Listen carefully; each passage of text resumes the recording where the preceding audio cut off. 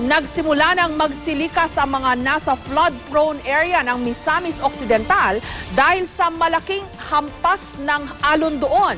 Sa kabutihang palad ay wala pa naman pong naiulat na nasaktan sa lugar. May report si Ian Cruz.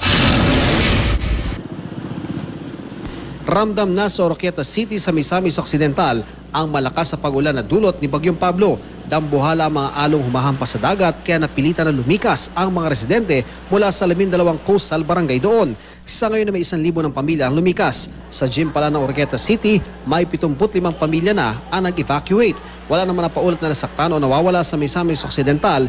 Mas marami raw barangay na apektado ngayon kumpara sa Bagyong Ondoy noong 2009. Lumaki na yung alon doon.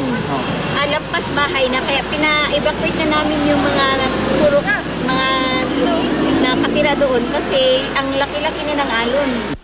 Sa katabing bayan ng Aloran, nakadoong sa dalampasigan ng bangka ng mga mangingisda. Tansya nila, baka sa sunod na linggo pa raw sila makapalaot dahil sa tindi ng alon.